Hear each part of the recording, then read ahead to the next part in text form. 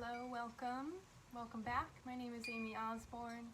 I'm Program Associate for the Masters of Arts in Yoga Studies degree and Yoga Therapy postgraduate at Loyola Marymount University in Los Angeles. And I'm also an owner at Northport Yoga and Wellness. I've been doing more and more work in trauma-informed mindfulness and wanted to take an opportunity to share some of this with you. So if you haven't already seen videos 1 and 2, Physiology of Stress and Window of Tolerance, we also did 3-part breath and extended exhale. So if those are of interest, to go back and check it out. This is an off-the-mat series focused on stress management through understanding the physiology, the science of the body and the nervous system, so that we can be in charge of our own anxiety and our own self-regulation. So today we're going to learn about neuroplasticity, and this is the idea that your brain can actually change and that we can have some control in that process. Key. So a thought in your mind is actually 2 neurons connecting. So 1 neuron, 2 neuron, and there's a synapsis, or this connection, almost like an electric current that happens. And the connection of these 2 neurons is a synaptic connection. That is where we get a thought. So you can think of your mind in a way as a record, for those who like vinyls, and each groove in that record is a well-worn thought. So we have different narratives, different stories we tell ourselves, and this is how, we need story and ego to move in the world. So we develop these ideas and thoughts, and often we accept them to be true, but it can be healthy to question and to look deeper into things. So understanding neuroplasticity is that idea to observe your thoughts, like noticing your thought patterns. What are the grooves in your record? Do they suit you? Do they serve you?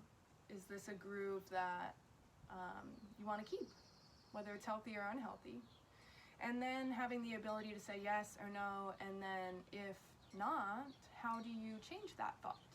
So we can use Vipassana or insight meditation, or the psychological term of observational awareness, or focusing by Eugene Gendlin coined that, focusing, which is essentially observing cognitive thought patterns and then perhaps working with those thought patterns or attempting to change them.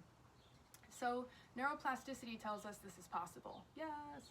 So we can use meditation and mindfulness, observational awareness, to help us in this process.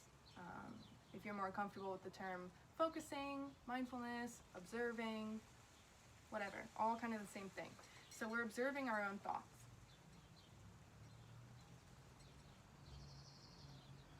I'm debating what example to use. So say that there's, I'm just going to go with it. Say that there's a pandemic and there's no toilet paper that you can find. There's a real chance that this could happen. No! What am I going to do?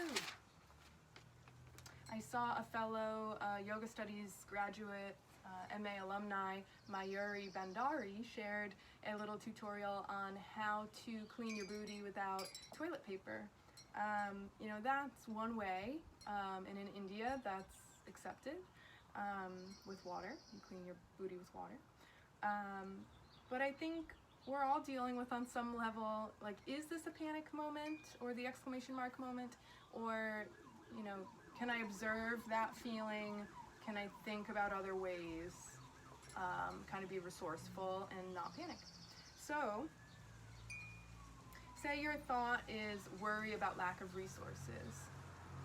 And then we decide maybe this thought doesn't completely serve us. So we can create a new thought that's kind of, I like to think, flip side of the coin. What's the equal opposite? I have a lack of resources as far as toilet paper and things go. There are plenty of resources in the United States being manufactured daily. Maybe that's the flip side of the coin is this, but also this, and both are true. Things can be opposite. Two opposites can still be true. That's a whole nother yoga lesson that I've learned. So maybe each time that you notice yourself thinking this thought, this anxiety, lack of resource thought, we move the mind to the equal opposite thought. So thought pops up, oops, I'm noticing that thought pattern, that groove in the record is back. I want to play a different song. So, yes, I don't have toilet paper, but there's plenty in the world. I can use paper towels or wipes or whatever. There's other things online that you can still get fairly easily. Manufacturers are still open. This is temporary, not the end of the world. I will survive. I can always use water. We're all adults. We're humans. We're getting through this together. Okay. Whatever of that serves you can be your equal opposite. And perhaps on a daily basis, it's not that radical. Maybe it's something about your relationship. I've worked with a client with postpartum depression, working with negative self-image and self-thinking with this technique. Asking yourself, but why, but why, but why? Peeling back the layers until you get to the core, figuring out what that equal opposite is. It's not all bad.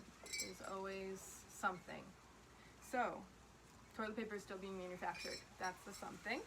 So every time you think this, and maybe at first you're frustrated because the first day you try it and you're like, oh man, I only noticed once. I suck at this. I hate meditation. I'm not doing it again. It takes practice. It's literally a practice of strengthening your brain. You're changing your brain, neuroplasticity. So maybe day one, it's once. Maybe the next day you don't notice at all. Maybe the third day you notice 3 times. Maybe by the next week you're noticing 3-4 times and you're starting to think this thought, the new thought, on your own. And maybe over time with practice, this becomes the dominant thought. This becomes stronger, the groove becomes deeper than the original thought. New thought, bigger. Groove deeper. So that's neuroplasticity, the idea that with practice, not overnight, or even in a week or 2 weeks, it might take a little while, depending how deep that groove is, how strong that thought pattern is. We can begin to notice, observe the thought. That's the hardest part, is to step outside of it and see it. Oh, this is a thought pattern I'm repeating. It doesn't really serve me, including anxiety, perhaps. Anxiety does serve us, a function of fight or flight, to help us be aware of danger, but we don't need to be there all the time. So discerning for yourself, observing, is this serving me? Do I want to keep this? Is this healthy for me? And then creating equal opposite thought if not. So we're going to practice mindfulness meditation with a focus on observational awareness, this idea of observing your own thoughts. And you can keep it at that, just observing the thoughts, noticing them, and then letting them float away. Or in kind of my own variation, creation, so an adaptation of Vipassana insight meditation, asking but why a thought comes up. So, but why, but why, but why? Often at the root of our but whys is fear. Fear of the loss of something, fear for ourselves. So sitting with and just maybe getting right to the core, or maybe it takes a lot of practice to get to the core. So I welcome you observing the thoughts, perhaps asking yourself, but why, as the thoughts arise. Finding a comfortable seat, whether that's crossed at the ankles or legs extended. You're welcome to sit in a chair. If you do, uncross the legs, feet planted to the floor equally, knees and hips equal distance apart. Nice straight tall spine, notice where your body meets the earth, completely supported. Your sit bones, your bony bottom, nice and tall through the crown of the head. Hands can rest wherever's comfortable. Nice big breath. And let it go. Inhale one more time, breathing in and letting go. Noticing any sounds, distractions, things that might come up for you, even outside of yourself. Name, acknowledge, let it go. Life doesn't always stop when we want it to. Just being with whatever it is, it's fine. Not good, not bad, just is. Noticing any sensation in the body, ache, pain, sensation, hungry, tired. Acknowledge, name it, and put it aside.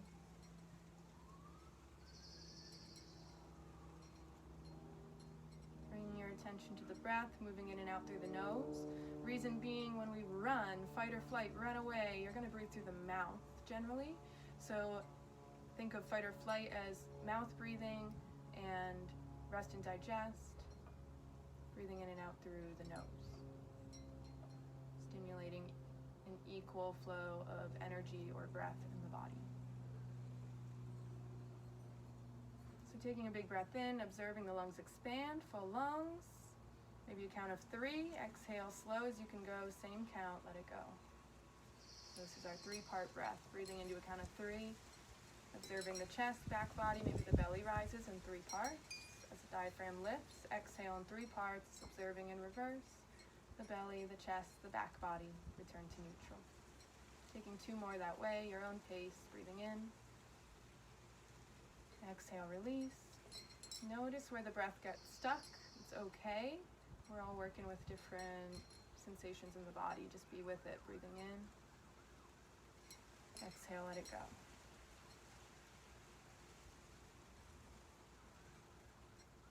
Anytime your mind wanders, noticing where it's wandered to, cultivating the practice of observation or observational awareness, insight, observing our own thoughts. So your mind might wander away and you might wander with it. If and when, as often as you can, just notice when the thoughts wander and bring it back to the breath. Awaiting the next thought and repeating. We'll take about 1 minute in stillness.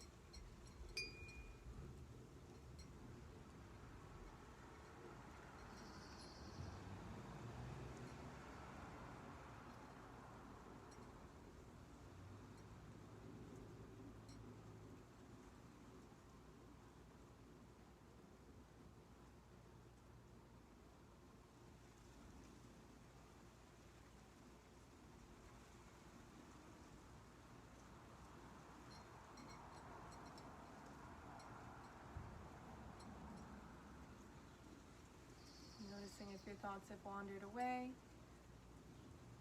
bringing it back, just a few more moments.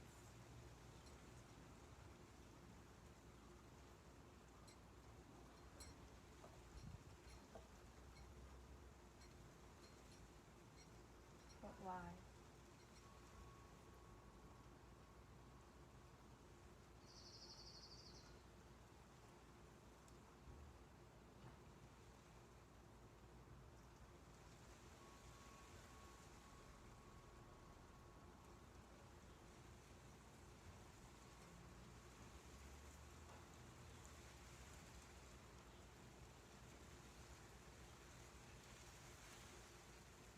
Slowly, gently bring awareness back to the space, your body on the earth, and the rise and fall of your belly with breath. Taking a big breath in, and let it go. 2 more times. Full lungs, through the mouth, exhaling only. Inhale. Bringing the hands to heart. Thank you for sharing in the practice of just noticing our own thoughts, especially during this time. Some discernment can serve us, that awareness, knowing our limits, knowing how to support and serve ourselves through yoga, breath, walking, movement, dancing, music, whatever it is. We'll discuss more tools to come. Thank you for sharing the practice and the honor to guide you. The light in me sees the light in you. Namaste.